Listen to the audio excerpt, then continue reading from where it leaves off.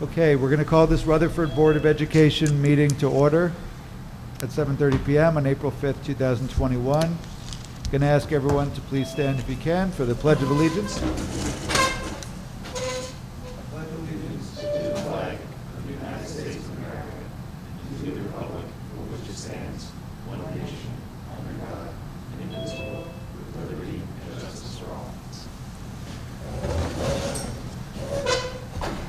I'll ask Mr. Kelly to please take roll. Mrs. Ahmed? Here. Mr. Bogosian? Here. Mr. Conti? Here. Mr. Healy? Here. Mrs. Jones? Present. Mr. Mazzone? Here. Dr. Racine? Here. Mr. Sprayberry? Here. Dr. Olati? Here. You have a quorum. The New Jersey Open Public Meetings Act was enacted to ensure the right of the public to have advance notice of and to attend the meeting of public bodies at which any business affecting their interest is discussed or acted upon. In accordance with the provisions of this act, the Rutherford Board of Education has caused notice of this meeting to be published by having the date, time, and place posted on the bulletin board outside the Borough Clerk's office, mailed to the Herald, South Bergenite, and the Record newspapers, and filed with the Borough Clerk. Hard copies of the agenda are available in the meeting room, and the agenda is posted electronically on Friday before the meeting date on the district's website at www.rutherfordschools.org.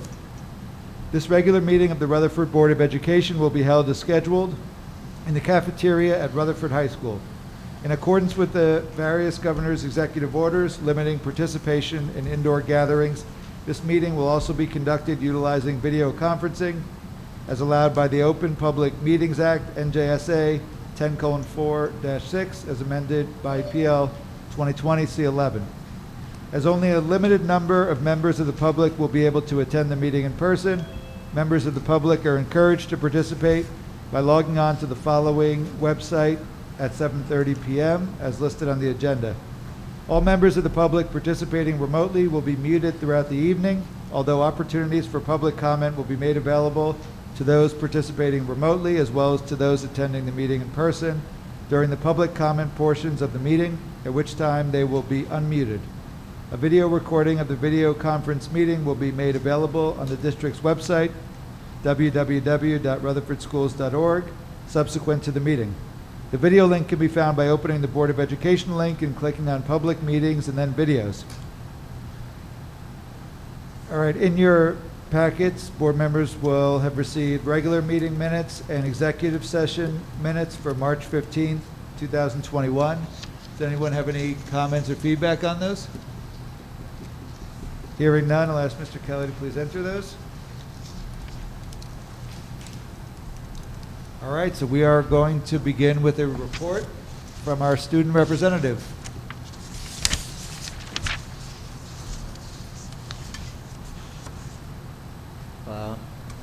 So to begin with, not much has happened again due to the quarantines, but the senior class has created a fundraiser this Wednesday at Chipotle from 4 to 8. So if you come down to the Route 17 and tell them you're supporting Rutherford High School, you can support the senior class. And 33% of the money will go to us. And besides that, spring sports have officially started as of Friday. And that's really it. Okay. Thank you. Thank you for your report. One of the things I'd like to add is the fundraising part. We don't talk about it here a lot, but the seniors, a lot of the expenses that go in the end of senior year, the yearbook is a big expense.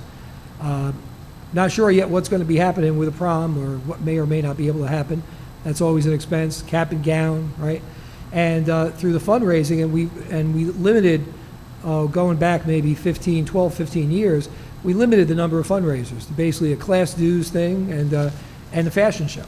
Well, without the fashion show, which brings in a lot of money, a lot of the offset is gone this year. So anything we could do to help out, or people in the community could do to help out, that would be great, to help out the seniors.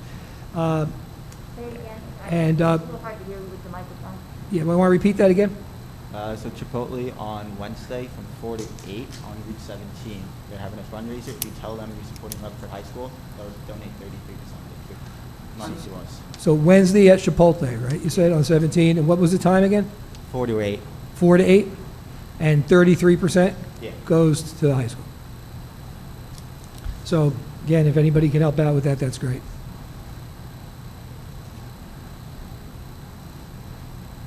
All right, one question I have for board members, and not to inundate our student representative, but I think we probably have you for maybe 3 or so more board meetings this year. And so I wanted to ask, board members, is there anything, as you think about the next couple of meetings, that you would be interested in hearing about? Again, not to inundate our student representative, but if there are things that you'd be interested in hearing about that maybe he could bring to the next meeting for us.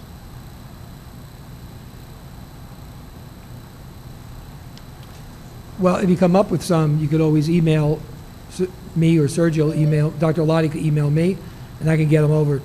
Yeah, that sounds good. All right. I just have one. Yeah. How is the morale of the seniors this year? It's doing pretty okay. There's highs and lows to it, especially with the probability of having prom. A lot of people got excited and started booking their tickets already, despite not knowing exactly where the venue is. And a lot of girls are looking for their dresses and everything already. So we're pretty hyped up for having an upcoming prom. That would be great. Outside, I guess, right? Right, well, while you're here, I was going to mention this in my report, but I'll mention it now. Right now, end of the year activities, we're waiting still, we've been, was that old military thing, hurry up and wait? We've been waiting for guidance for a long time on a lot of issues. And one of them we're waiting on is end of the year things like graduation and other activities. Right now, indoor gatherings are still, I think, limited at 25, and outdoors are 200. So, we're planning, at the middle school level, there's going to be information going to parents this week. We're probably going to look at what we did last year for the middle school graduation, with maybe a few other wrinkles thrown in. At the high school, we're planning on outdoor activities. And, it's very fluid. We're waiting to see what happens. If we can do an outdoor prom, for example, well, is dancing going to be allowed? What's going to be the number of people? We're trying to get a venue where something can happen, but we can't really make any firm commitments or announcements yet until we get that guideline. Senior awards, we're thinking of an outdoor ceremony, which would be a little different than what the breakfast used to be, but a little better than what happened last year. It's a fluid situation. 200 people is what we have outdoors for anything other than a political rally or a wedding or a funeral. This last year graduation was 500. So you'd hope that this year we at least would have that. It would be nice if we could have the same limit that outdoor political rally or wedding or memorial service can have, since I don't think the virus knows the difference of where it's at. So we're just waiting, and I will tell you that the administration and the class advisors and the director of guidance, and they've been meeting on this for the last month or so, coming up with a couple of different scenarios. And once we get a little better handle on what it looks like, they'll be announcing it. And then even that's going to be fluid. So that's where we're at. But, I think there's going to be something, right? And it's going to be something more, we hope, than what we had at the end of last year in all regards. Okay? Thank you, Mr. Hurley. Any other comments or questions for our student representative? All right, hearing none. I want to thank you for coming this evening, and you're welcome to stay, but if you have work and other expectations, you're free to go as well, so thank you again. Thank you for having me. Thank you. Have a good evening. Thank you.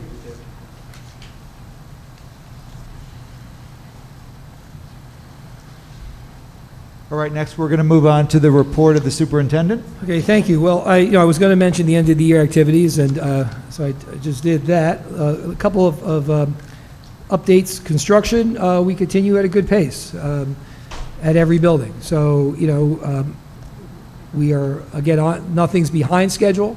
As we anticipate, there's always going to be a couple of surprises you discover. And we'll find them in every building. But so far, with the contractors and Epic and PSA, we've been able to find solutions and workarounds, okay? I again would, it's been a pretty good year. The one thing that's been pretty good this year has been the way construction's moved along. And I don't want to be a Debbie Downer or anything like that, but, we are dealing, like I've said, with the 3 big projects right now, Union, Pierpont, and the high school, Mortimer. So, we're working every day to make sure we stay on schedule, but there will be challenges, I would anticipate, in all 3 of those projects because of the size of them, and the amount of work and the amount of areas of functional space that we have to be infringing on as we work. Lincoln School, the 2 new classrooms, we're going to be using at least one of them beginning in phase 5 of the plan, because as remote students came back, we created, we had to create another class or 2 of students to accommodate the numbers coming back. So the Lincoln School, we call that like a soft opening, right? It's going to have a soft opening before next year when we have the grand opening of the 2 new rooms, but we will be utilizing one of the rooms. And they are completely finished and good to go. Was that was originally intended to be used next year? Right, right, but it's just going to work out better. We could fit all the kids, but why be a little tighter when we have the space? And the teachers at that level, we had a designated remote teacher in the grades 1K to 3. So some of those dedicated remote teachers are now, the clientele's dropped there. They're going to be back in the classroom. So it just made more sense from a health and safety perspective to utilize that space. And the kindergarten center, we're close to being substantially complete. I was there the other day. The lobby where the elevator is looks great. The walkways to the lobby area look fabulous. Where the multi-purpose room, where the stage used to be, right? That's out. There's a ramp coming down through there so that it's handicapped accessible for anybody who gets not only to the multi-purpose but to get into the other side to the elevator. And it's, like I said, substantially complete, and it looks really good. So by the end of this month, we're hoping that most of that work's going to be done. That outside walkway that we talked about, that area, that still has to get done. But that was an add-on that we did after the project. So we're making good progress there. COVID stuff, phase 5 is opening up April 8th in grades 4 to 12 and April 12th in K to 3. The difference in those dates, first of all, there's very few changes in phase 5. So really not going to make a lot of difference. A couple of little things here and there. But the reason had to do with those remote classes coming back. A little more time to set them up. And the grades 4 to 12 run on a quarterly basis. So quarter 4, marking period 4, begins on April 8th, where the other schools run a trimester, so it wasn't as important to start everything that day. Today, the governor announced that he lifted travel restrictions for people who are fully vaccinated in New Jersey. That would not impact students over spring break or any other time because they don't get vaccinated. But I'm going to caution everybody just to wait a day or two, and we'll see what guidelines we get from the Department of Health, both locally and statewide. The governor announced a couple of weeks ago, no remote option next year. And then 2 days later, he said, well, if you have underlying conditions, there might be, The CDC announced, the governor announced 3-foot spacing. And then they said, well, if you're in the orange, and, So, I think we've all learned, I have certainly learned, that anytime that comes out of the State Department, usually wait a couple of days for the guidelines to come. So, I would caution faculty and staff that, just wait a day or two and see how it all plays out. You would think that with the CDC making the change and the surrounding states like New York making the change, that we'll make the change, and we most likely will, but it's still better to wait one or two more days. And the last thing on COVID, there's a resolution tonight that the board's moving forward, and when we get there, we'll hear the resolution. I talk every day, it seems. Today I was in contact with the superintendents from Oakland and Saddlebrook and Wyckoff and Park Ridge, Franklin Lakes, Woodridge, North Arlington. Those are all some of the 36 communities that fall under the auspices of the Bergen County Board of Health. And we're dealing with and we're living with their rules. And again, it's not for me to say that more stringent rules aren't the right rules. Okay, my thing is there's been inconsistency with other communities in Bergen County and in the state, and it is impacting our ability to stay open, especially and not just ours. All of these schools are in the same boat. But I will say, the resolution here, I think, is if the board moves it and approves it, makes a statement that the board believes there should be consistency and that the CDC and the New Jersey Department of Health and what other communities doing, seem to be working. And I think that's a good statement to make. I'm not sure that statement's going to make any changes. I don't expect a change because other communities have made the same statement. But I think it's important that we let our teachers and our students and our community know that we're committed, as we have been since August, to have schools open safely for the maximum amount of students and the maximum amount of time.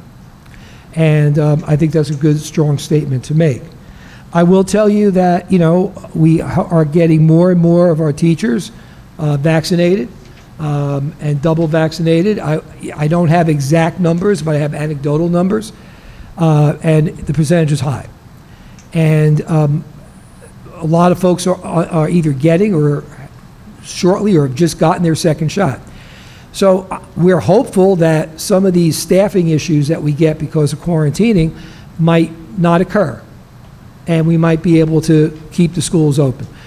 We were able to keep Union School open when we had one case, but then a second case came about 5 days later, and it just put too much of a strain. We were able to keep Pierpont open for a couple of days, and then a second case came, and it was too much of a strain, but we only had to close for 4 days because then that first wave of teachers were coming back. So, and that was all because of vaccines. So I'm hoping that, I certainly appreciate the frustration and the students. You heard our student reps say, well, not a lot to report because we've been quarantined again. Back for a couple of days, out for a couple of days. It's frustrating. But I think it's equally frustrating to prophylactically just say, we're done, we're throwing in the towel. Our job is to try to keep the schools open, like I said, safely for as many students as we can, for as much time as we can. So I'm hoping that, the vaccines help. I'm hoping that continued lessening of some of the restrictions that we're seeing also begin to apply to school. There's a story in the paper today that New York City is revisiting some of their reasons that they shut down schools.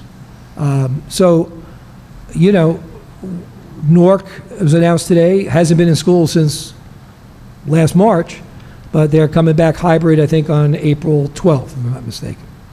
So, it seems like every time we pick up the paper, turn on the news, we hear all the negative stuff. There's a lot of positive stuff happening, too, of things moving in the right direction. And we just have to, stay strong, stay together, keep working together, and, try to get through this year, and then hopefully next year we get something close to normal.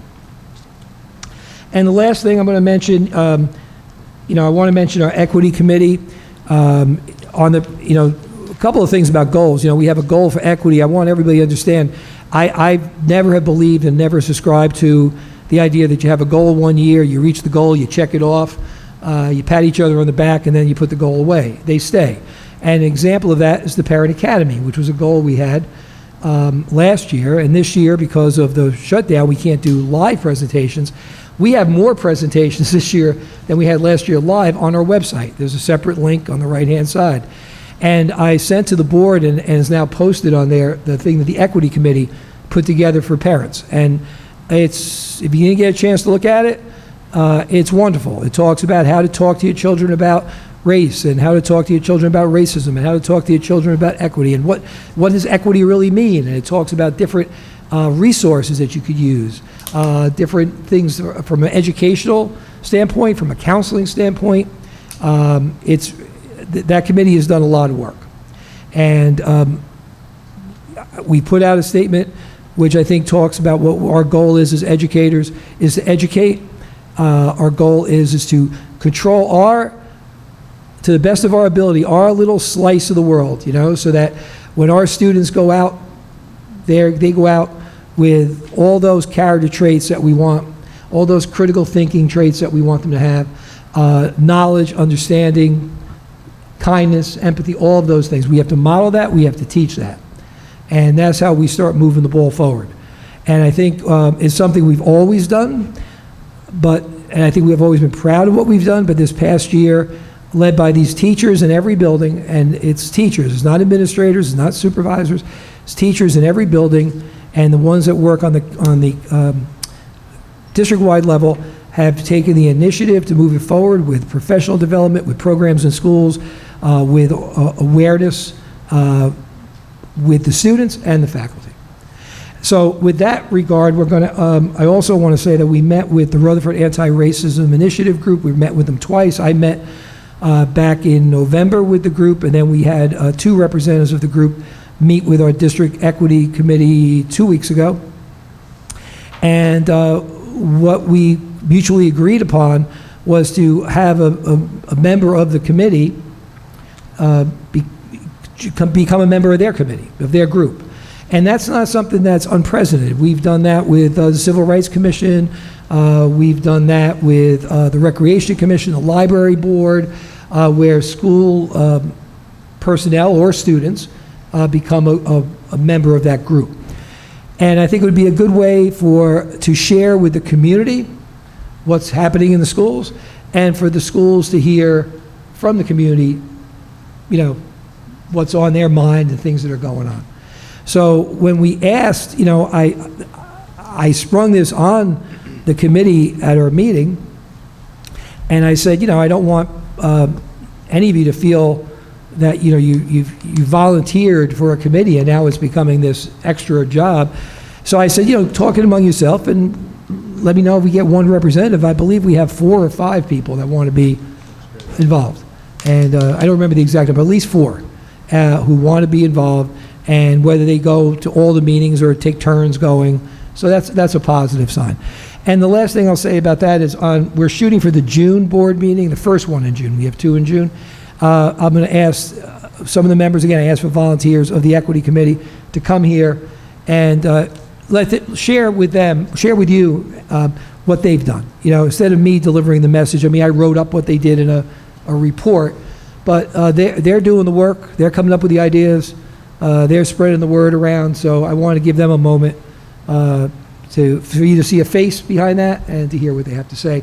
So we'll shoot for that. I think that's June 5th or whatever the first June meeting is. Okay? And that is my report for the evening. All right, thank you, Mr. Hurley. Can you all hear me okay? Yeah? All right. So I have some comments, but they're in my sort of president section, so I'll just hold off and just ask if board members have any questions or comments about the superintendent's report. Okay, then hearing none, we're going to go on to the report of the president. So I wanted to start out just by, I guess, responding first to what you were saying about the resolution that's on the table for the board to consider this evening. And I do think the resolution, I agree with Mr. Hurley, it's intended to reflect and support the feedback that we've heard from the Rutherford residents, to support the superintendent and the administration in regards to consistency between the Bergen County Board of Health and the CDC and New Jersey state guidelines. So appreciate everyone's consideration for those who were involved in helping to draft that. We're talking about keeping schools open, which is really, I think, the goal. And I wanted to also reinforce something that I believe Councilman Tom Malahy said recently in a borough update, which is that as we've seen an increase in cases in our town and among students, how we respond as a community is essential. And so I think it is, incumbent upon all of us in the community to make sure that we continue to take safe and conservative precautions so that we can do everything we can as community members to help keep the schools open. And, you know, Mr. Early's talked about partnership between the schools and the community.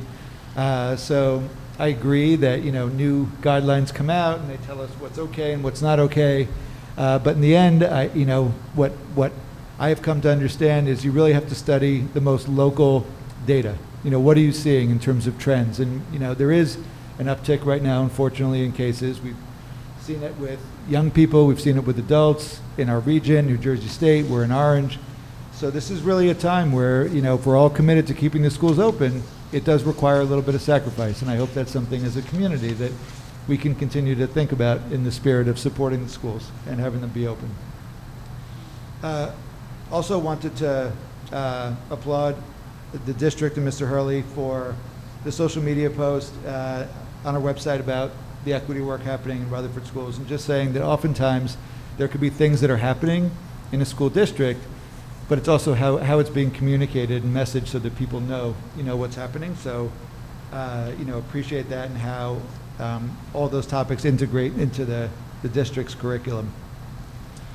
In the packet tonight, you'll see that we're looking to approve a Rutherford Administrators Association contract, and I wanted to thank Dennis Mazzone and James Sprayberry, who are on the negotiation team or group for the board, and really appreciate your hard work on that. And Dr. Racine and Mr. Conti, appreciate your work on the RSA contract negotiations, and feel that they, to me, really reflected a level of mutual respect and integrity. And I think, you know, people have come away feeling a good level of understanding. And I think that we've done our duty as fiduciaries and as strategic overseers of the whole district. But I just wanted to express gratitude to everyone who's been involved with that.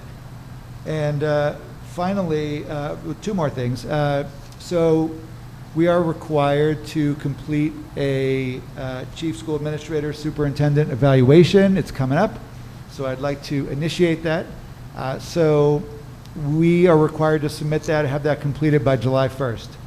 So working backward, in speaking with the strategic planning committee and getting feedback, I'd like to use the same process that we used this past year, which is that we did convert the NJSBA standards into a Google form that did make it more concise for everyone to complete.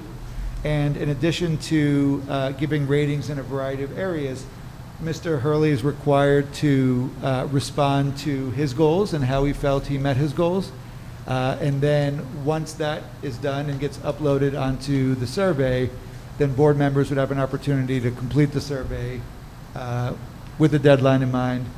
And then based on all that, it's synthesized and analyzed, a report's written, shared with the board, and then that is also, of course, shared with Mr. Hurley, and then approved. So I wanted to begin that process, and want to thank in advance Dr. Racine, who has been willing to help create the Google form to, you know, streamline the process. And now that, you know, I think we've been in person for a number of meetings now, so I think if there are any technology-related questions or things that come up, I think we can support one another, you know, a little bit more, whether it's in person or whatnot. Hopefully we're adapting a little bit to that, but it allows us to personalize these things and make them a little more succinct than oftentimes what's offered by NJSBA, but keeping the integrity of what they're trying to accomplish and produce. So I will take questions to that and comments, but I did want to mention one more thing, which is I wanted to express gratitude to the mayor and council for organizing the recent academic decathlon winners parade that took place. I thought it was really a phenomenal opportunity, and I was so pleased to see how humbled and appreciative families were and the students were.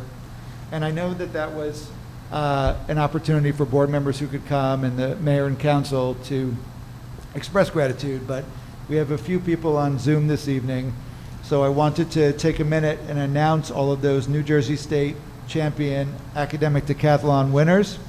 And I apologize if I butcher anyone's name. I asked for a little help from Mr. Morano with phonetic pronunciations. But I think they should be acknowledged by all of us. So I ask you to hold your applaud until the last one, and then we can give them a big round of applause for their accomplishments. So we have Sammy Abuwad, Kara Brennan, Alyssa Castillo, Erica Chen, Andrew Chu, Giselle Concepcion, Juan Dominguez, Huda Asqui, Hasti Patel, Christina Rodriguez, Nico Schumacher, Dana Soraya, Hiba Siddiqui, Purnati Purana, Tipesha, Kanisha Vagasaya, and Vidita Vagasaya. And those are all of our New Jersey State champion academic decathlon winners. I'd like to give them a round of applause.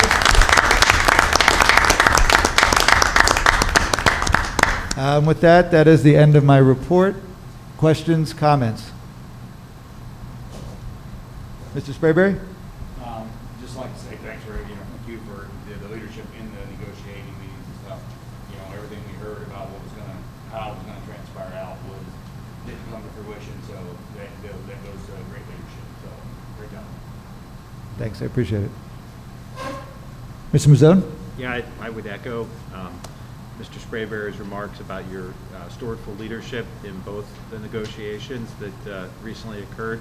Also, hats off to the administrators for making it, I think, a very collegial and professional process. So I think Rutherford's lucky to have the administrators we have, and I think it was reflective in the process. Absolutely, absolutely. Thank you both, and thank you again for your leadership. And thank you, Mr. Hurley, for being on speed dial, just in case. Okay, so we are going to move on to the meeting that is now open to the public for any comments related to the agenda items at 8:02 p.m. As we have no one in the audience here in person, we're going to go to Zoom. At this time, if you have something you'd like to say, you can unmute yourself.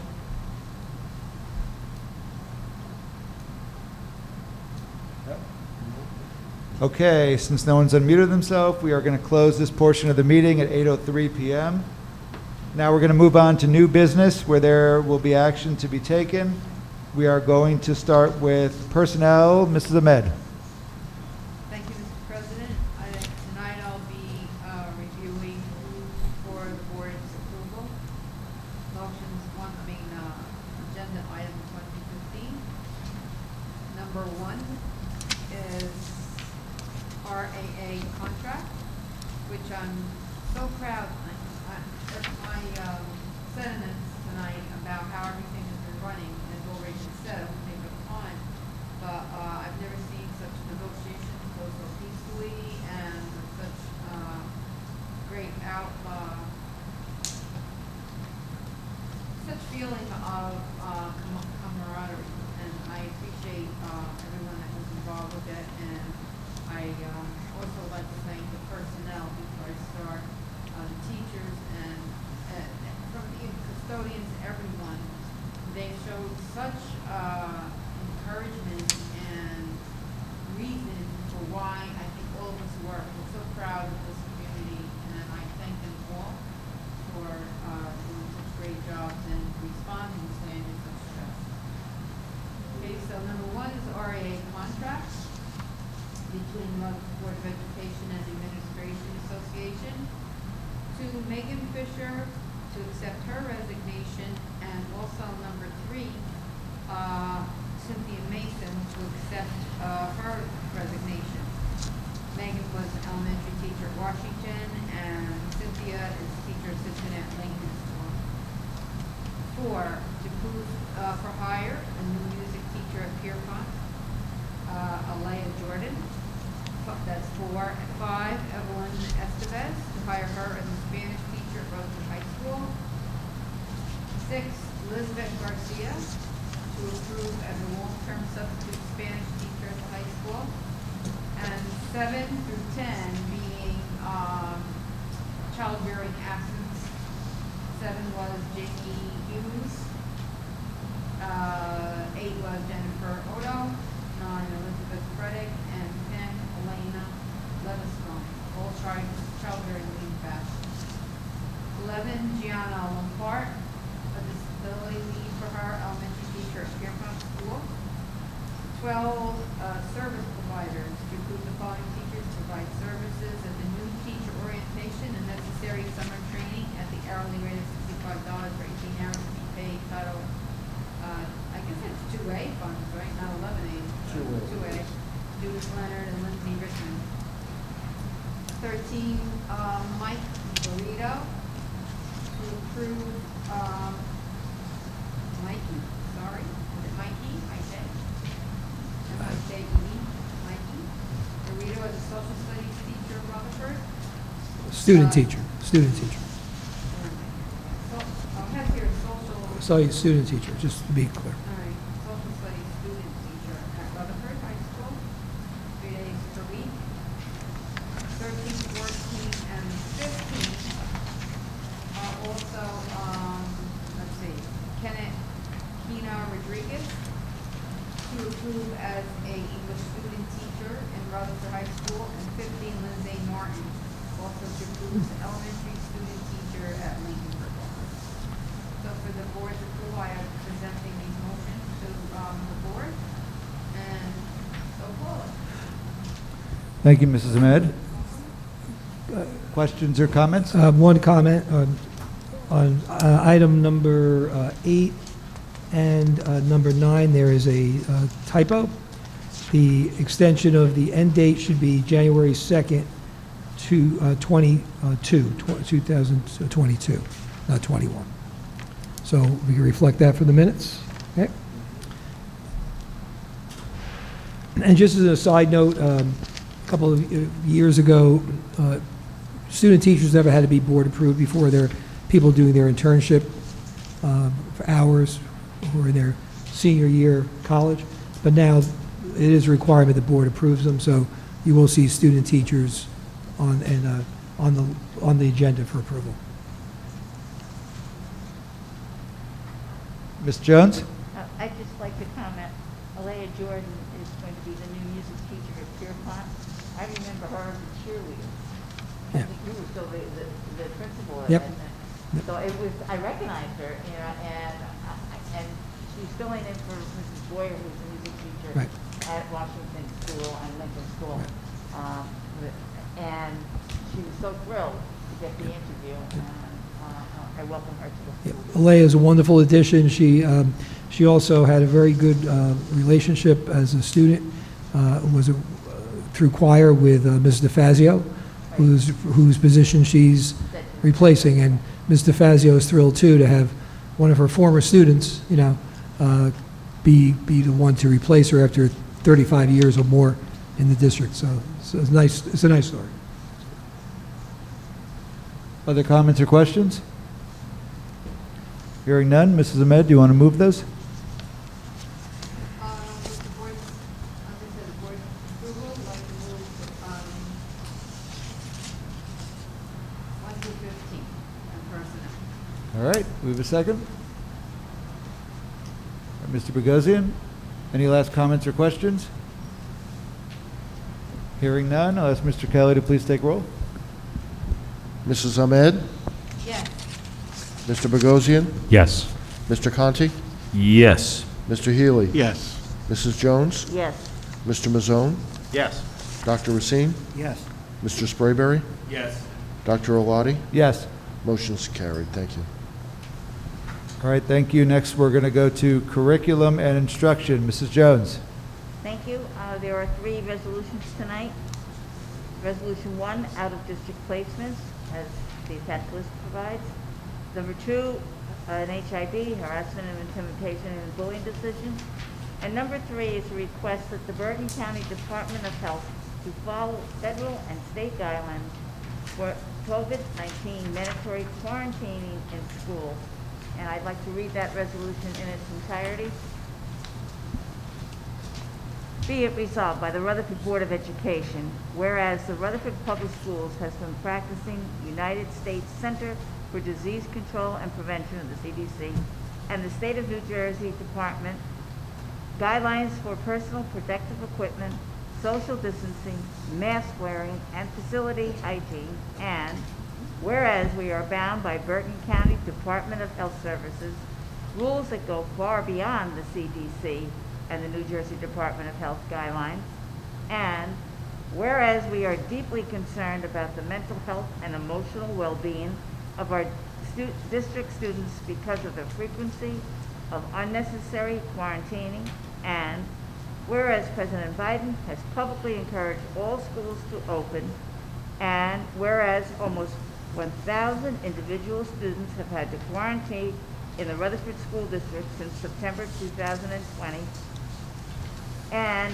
whereas not a single student or teacher was required to quarantine as per the Bergen County Department of Health rules was COVID positive during the time of the quarantine, and whereas over the course of 7 months of in-person education, not a single case of COVID-19 has been contact traced by the Rutherford Department of Health to have been acquired via in-school transmission in Rutherford.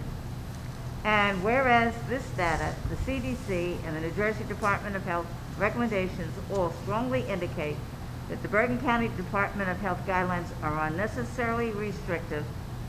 Now, therefore, be it resolved, the Board of Education of Rutherford in the County of Bergen calls on Bergen County Department of Health Services to publish their COVID-19 guidelines with respect to schools along a rationale for having different guidelines than the CDC and the New Jersey Department of Health. Be it further resolved, the Board of Education of Rutherford in the county calls on the Bergen County Department of Health Services to reevaluate their interpretation of the guidelines by using an evidence-based and up-to-date science in line with the United States Center for Disease Control and Prevention and the State of New Jersey Department of Health.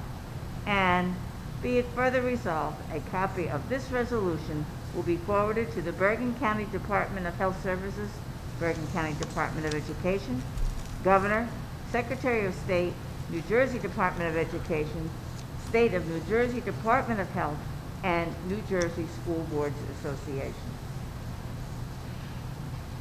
Do you have anything else that you want to add, or No, I think I've said it all.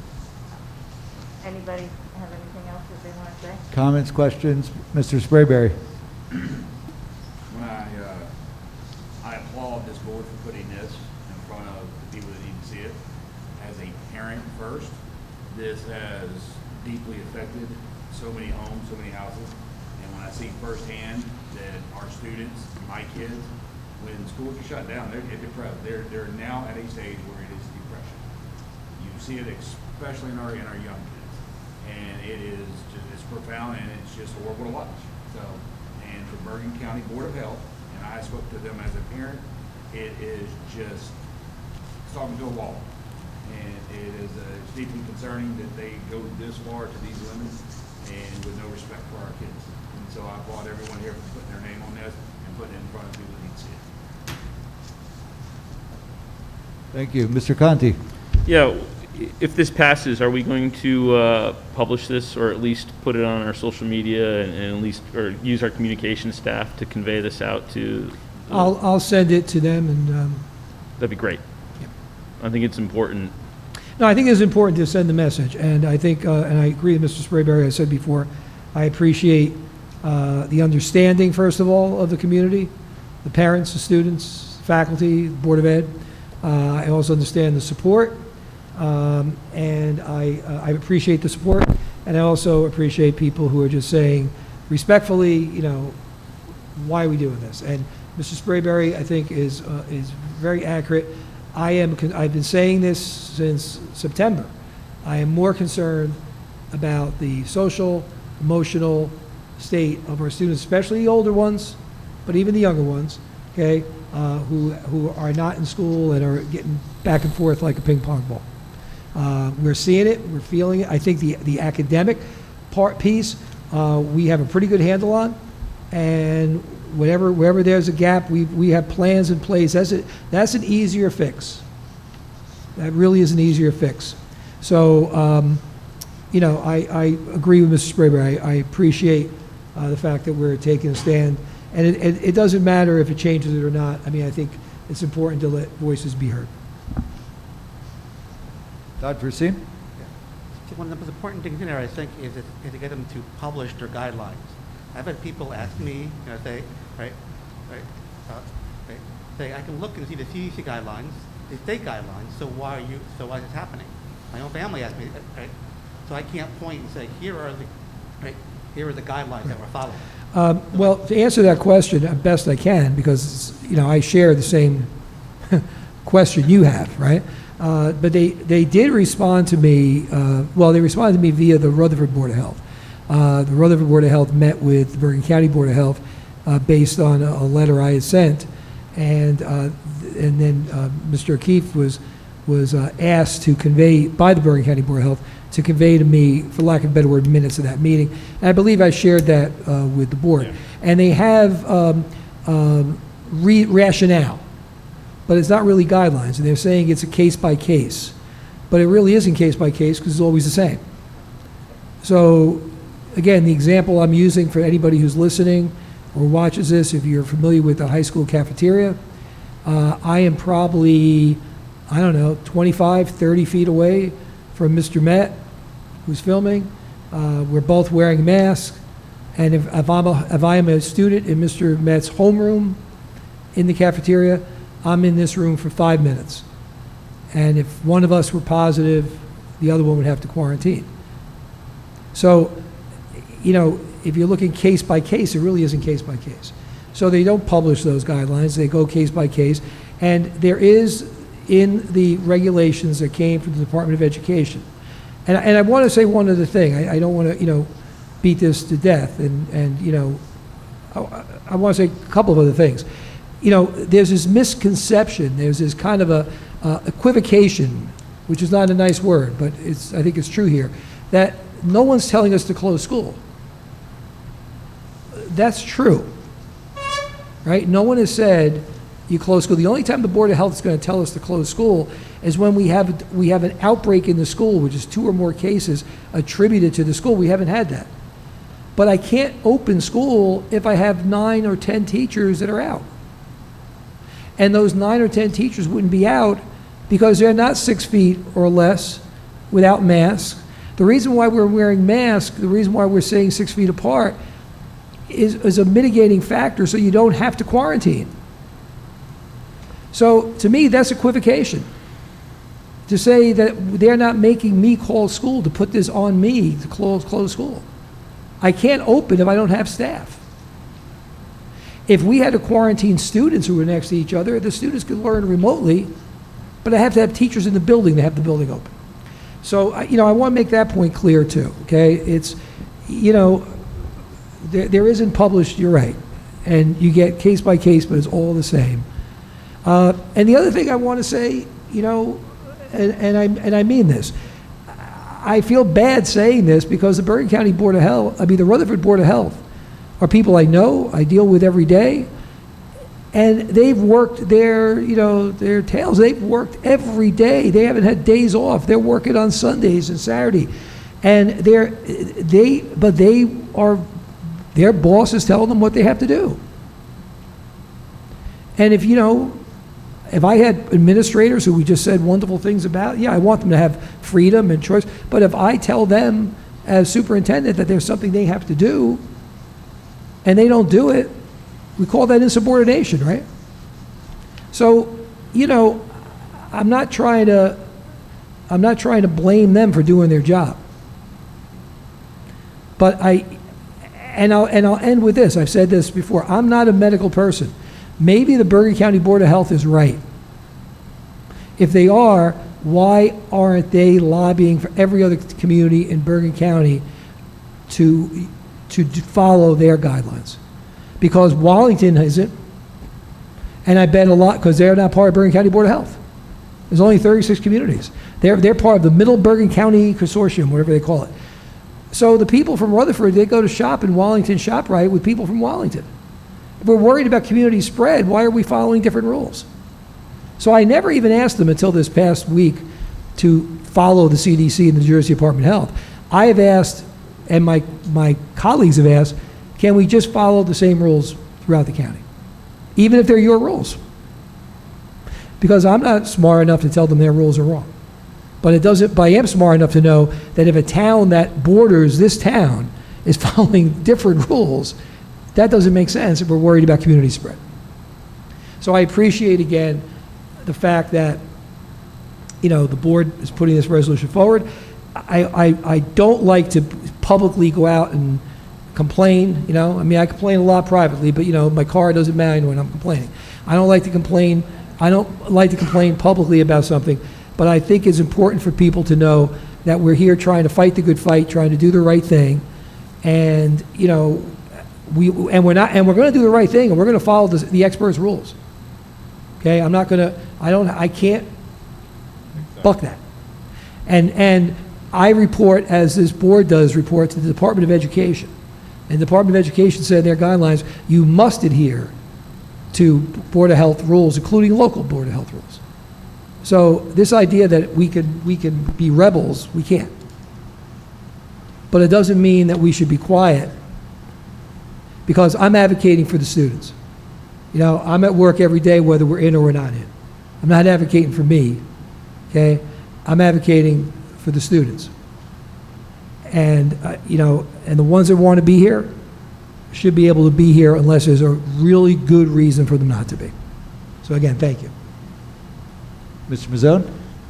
Yeah, I just, would like to thank you, Jack, you, the administrators, for the job that you all have done. When I think back to the summer when we started crafting a plan and there was some representation of the board, the administrators, teachers, custodians, all involved, I think it really is a testament to our district and the enthusiasm they bring every day to educating our students. I think for those at home that are on different sides of this, it is a balancing of equities. We know that every student still has the ability to be remote if they so choose to be, but I think to Mr. Sprayberry's point, when you think about the social and emotional learning of our children, I think it is a really a good step for our board to do this. I also appreciate the acknowledgement of our local Board of Health and the differentiation between the local Board of Health and the County Board of Health, because I think with a team of 4, they're in a precarious situation doing a Herculean effort to try to do the contact tracing and then giving guidance to our entire community. So I fully support the resolution. I think it's a good step for our community, and I just look forward to getting our kids back in person. Yep. Thank you again. All right, other comments or questions? Hearing none, Mrs. Jones, you want to move these? I move resolutions 1 through 3. We have a second? All right, Mr. Conti? Any last questions or comments? Hearing none, I'll ask Mr. Kelly to please take roll. Mrs. Ahmed? Yes. Mr. Bogosian?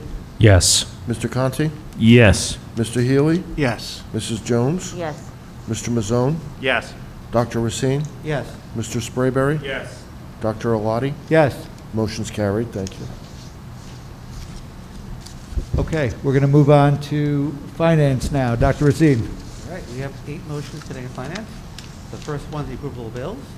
Number 2 is the February Secretary Treasurer's Report. Number 3 are the budget transfers as listed. Number 4 is to follow the recommendation of the Rutherford Community School Advisory Council to abolish the Rutherford Community School. Number 5 is the ESSA submission. 6 and 7 are donations. Right? 6 is from Staples, that's donated by customers. Number 7 is by a resident, Jody Avarsi. Number 8 is a cooperative transportation agreement. Okay. Questions or comments?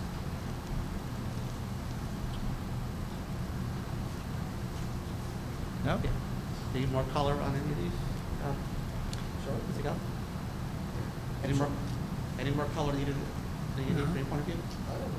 So, pretty straightforward. Great. Just some All right, Dr. Racine, you want to move this? Sure, I'd like to move numbers 1 through 8. All right, we have a second. Mr. Mazzone? Any last comments or questions? Hearing none, Mr. Kelly? Mrs. Ahmed? Yes. Mr. Bogosian? Yes. Mr. Conti? Yes. Mr. Healy? Yes. Mrs. Jones? Yes. Mr. Mazzone? Yes. Dr. Racine? Yes. Mr. Sprayberry? Yes. Dr. Alati? Yes. Motion's carried. Thank you. All right, thank you. We're going to move on now to policy. Mr. Healy? Yes, we did not have a committee meeting since our last board meeting. Tonight, there is one resolution for review and approval as the second reading for these policies and regulations as listed. So we'd like to put this motion forth for approval tonight. All right, so just a reminder, this is the second reading. We approved them the first time. Any comments or questions? All right, Mr. Healy, you moved Yes, those. Did I'd we have like a to move second? All right, Mrs. Ahmed? Any comments or questions? All right, Mr. Kelly, please take roll. Mrs. Ahmed? Yes. Mr. Bogosian? Yes. Mr. Conti? Yes. Mr. Healy? Yes. Mrs. Jones? Yes. Mr. Mazzone? Yes. Dr. Racine? Yes. Mr. Sprayberry? Yes. Dr. Alati? Yes. Motion carried. Thank you. Thank you. Next, we're going to move on to buildings and grounds. Mr. Sprayberry? Good evening. We have two resolutions to move tonight. One is for 4 change orders as respect to construction sites, and second is the use of 2 Rutherford Board of Education school buses for round-trip transportation to project graduation. Okay. Questions or comments? I don't know if you want to comment on any of the I'll change run orders. through the change orders. Practical LLC, they did the science lab renovations upstairs. This closes out the allowance. They had an allowance of $85,000. They have used whatever that difference is, $37,000, so the $48,000 reverts back to the board and to the referendum funds. So that's what that's doing. So they're done shutting them out. Brahma Construction install, these are recommendations of the inspectors. Install GFI in the machine room and install fire door in the machine room. About $4,000. The allowance began at $145,000. With this, the allowance is down to about $12,000. This is the one I've told you all along. I was a little concerned about. We are going to exceed the allowance because we've initiated that project out back to rebuild that ramp out of the multipurpose room that ramps down to Highland Cross. So that's I don't have any costs on that, but that is going to exceed the allowance. Pierpont, just some minor hardware changes resulted in a credit back to the board. That has it began with a total allowance of $250,000. At this point, what's left is about $131,000. If you remember, there was a big chunk taken out of this, $65,000 for the fire heads throughout the building that the fire inspector had requested. So that's the biggest piece of that. And finally, H&S, working on the Union School Gym Edition. We talked about this one. I had this mention of this in the budget presentation. I'm sorry, not in the budget presentation, but in the project status presentation last time. Factory installation of sound attenuation system for rooftop units, and additional costs for continuous hinges at the hallway doors. Started with an allowance of $250,000. This is the first hit to that allowance, so now we're down to about $230,000. Any questions on that? Thank you. Is this the first credit we've seen? No. No, we've seen credits before. They're always very small, of course. But, You know how that goes. but they do exist. If I could just comment on Project Graduation, for those of you who are not familiar with what it is, it's a parent-run after graduation gathering for graduating seniors. It's been around for 30-plus years. to give a safe last hurrah for seniors. And the school is not involved in it because they've already graduated. It's parents run, but the parents ask every year if they could use our buses, and every year we waive the fee as a gift to our seniors.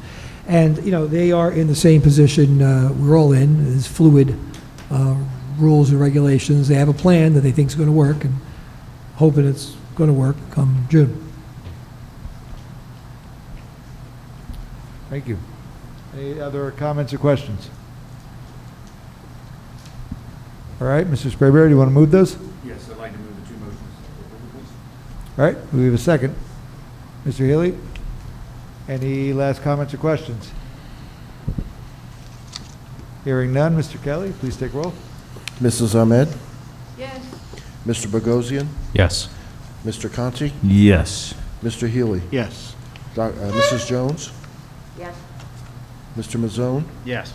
Dr. Racine, Yes. Mr. Sprayberry, Yes. Dr. Oladi. Yes. Motion's carried. Thank you. All right, thank you. Next, we'll move to old business. Does anyone have any old business to bring up? No? I would just mention about committee meetings that we don't really need one for any in April, but we will probably need every committee to meet in May, with the exception most likely of policy, unless something comes forward. So trying not to cram them all into one Monday night in May. I'll send out, probably before the school break, like next week sometime, a tentative idea of when maybe we could meet with the various committees, and hopefully it fits everybody's schedule, and if not, we'll see how we could accommodate them, okay? There's a lot going on in curriculum in terms of probably over 100 course outlines. Curriculum had to be revised because, once again, the state comes in with standard revisions, and you have to plug the new standards in, and a lot of it is just, simply that, but there's a lot there.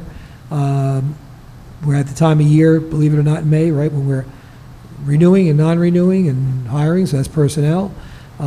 Building and grounds with the projects for the summer and construction. Finance with the construction update. Strategic planning, we have a couple of things that we started talking about a few months ago that we have to revisit. So one of them being technology, that we're going to set up. We may have to set up two planning committees, committee meetings, because, or one 2-hour one, because we might need 40 minutes or so with the IT people, and then another 40 for us. So we'll see how that works out. So anyway, I'll send the schedule out hopefully next week of how we're moving around some of the dates, the different, I think with Zoom, if we continue Zooming with committee meetings, I think it's easier than just saying it has to be on a Monday night too, because if we could find an hour late in the afternoon or, mid-evening, we can make it work. So I'll give you my ideas on that next week, and then you can let me know if it looks like it works or doesn't. Okay? Thank you, Mr. Hurley.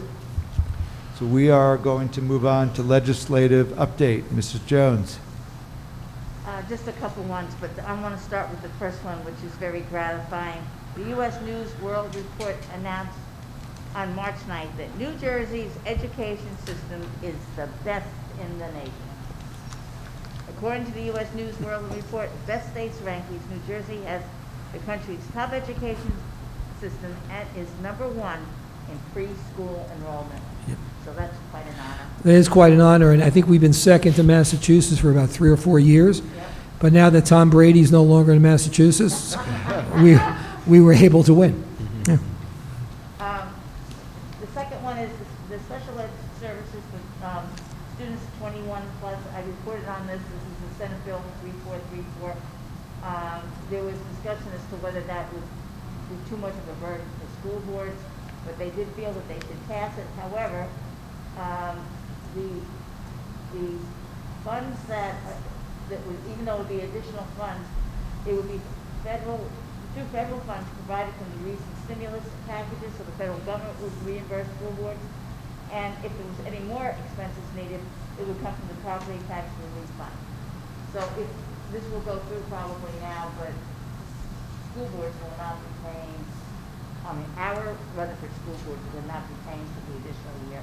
The money would come to the state. The other one, and this is, I'm sure, dear to Mr. Hurley's heart. On Monday, March 15th, Governor Murphy approved legislation S2691A4310 that authorized school districts to maintain a surplus at 4% for the 2020 and 21 and the 21 and 22 school years. Under the existing law, a school district other than a county vocational school district may only maintain a surplus of 2%. Actually, it's dear to Mr. Kelly's heart. In addition, under the new measure, the use of transfer of those funds between line items and program categories will not require the approval of the New Jersey Commissioner of Education. So that's another little bit of good news. And finally, this is the one that I was thinking I was reading next. It's passed by the General Assembly. Assembly Law 5374 directs the New Jersey Department of Education to formally request a waiver of student academic assessment requirements from the federal government for the 2021 school year. Currently, the assessments have been delayed until now, April. The New Jersey Department of Education is already actively pursuing a waiver. So I don't know how they're going to do this. If they're saying April, are they going to say the tests are going to be given the last week in April? Tests are going to be, no, now they moved it from May to, I think, late April, early May to early June. Late April. I was going to touch upon that if you didn't make it up. In fact, today, Mrs. Fargo, Dr. Hopkins attended the training session for the state assessments. The State Department of Education and all of the professional, that I know of, the professional associations, have all lobbied very hard and are still lobbying very hard, federal government, to grant the waiver that was granted last year for testing. And especially since the federal government is telling us that these tests are only going to be used for internal study. You know, they're not going to be published. They're not going to say you're a failing school, you're a high achieving school, or anything like that. We were asked, and we created a lot of work for a lot of people. In the past 2 weeks, we were given about a 2-week window. I think it closes on April 16th, so it's probably 3 weeks, to go every grade level and tell the State Department of Education where we think students fall in terms of meeting a standard, achieving above the standard, or being below a standard. And you had to tell them what measurement you were using. Were you using a professionally bought assessment like Linkit or IXL, or were you using a district-made test, or were you some combination thereof?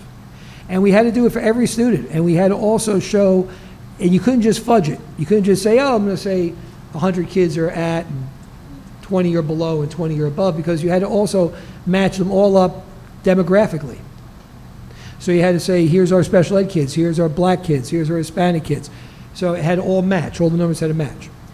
And, you know, we found out on February 19th that we had to come up with some data on test assessments that were done up to February 19th. We were never told that before. And then we found out about 2 weeks later how we had to do it. But our hope was, and now I say our, I don't just mean Rutherford, I mean large group of people, was that this was the state's way of saying to the feds, we know where our kids are. We don't need to do this assessment. We can tell you X number percent are behind. Okay? That might work, but it's sounding increasingly like it's not going to work. I mean, the meeting that's been held about this testing, the kids who are at home, now keep in mind, right, this is state testing, so we're complaining or concerned about 20%, 25%, 30% of our kids who are home. Montclair hasn't been in school. Newark hasn't been in school. They're talking about coming back. Patterson hasn't been in school. Jersey City hasn't been in school. And they got thousands and thousands and thousands of kids, right? you're asking, the way they want you to monitor kids on the test is the teacher or somebody has to zoom in to the kid who's taking the test remotely, and the parent's supposed to also be there, so the teacher's monitoring the kid and the parent's kind of helping with the monitoring. I mean, like, where does that make sense? How is that functional? And how are we training teachers what to do, the ones who aren't in buildings, because they haven't been in their buildings in those towns either? What happens if during the testing window you have to quarantine and shut your building down?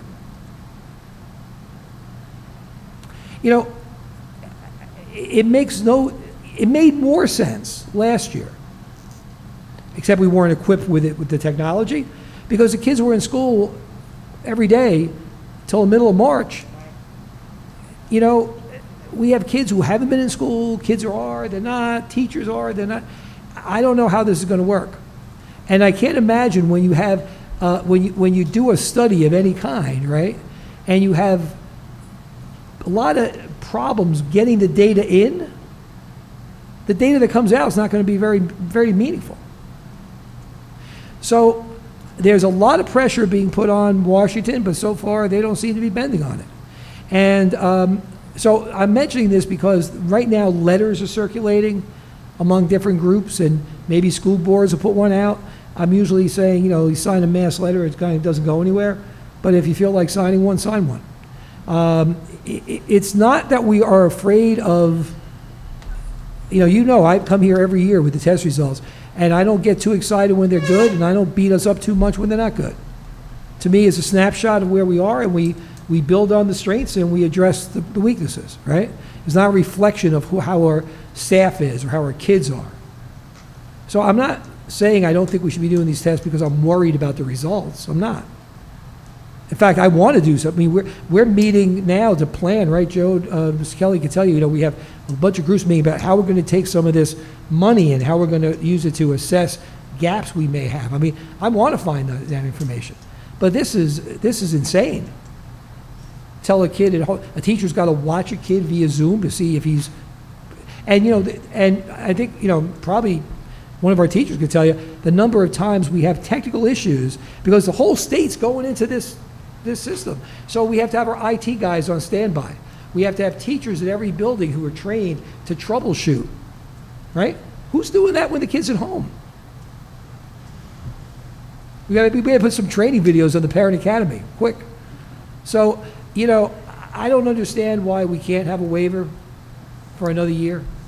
And I'm hoping that the work we did for this state, spreadsheet about, our own self-analysis of our kids across the state maybe pushes it a little bit. But it's starting to sound, 3 weeks ago, it was sounding like we were going to get a waiver of some kind. It's not sounding that way anymore. So, Say a prayer. and remember, Mr. Bogosian broke the news first Yes, he did. at a board meeting a couple of weeks ago. Yeah. He was- Sorry. Yeah. But it's, I don't know. I don't know what we're getting out of it for the amount of angst we're causing administrators, technology people, parents, kids, teachers. Stay tuned. Thank you, Mrs. Jones. So now at 8:44 p.m., we are going to open the meeting to the public for any comments related to or not related to the agenda. Anyone on Zoom have a comment they'd like to make? No. Okay, hearing none, at 8:44 p.m., we are going to close that portion of the meeting. We don't need an executive session. We do not need an executive session, which means we can entertain a motion to adjourn. Mr. Mazzone, seconded by Mrs. Jones. All in favor? Aye. All opposed? We are adjourned. Thank you, everybody.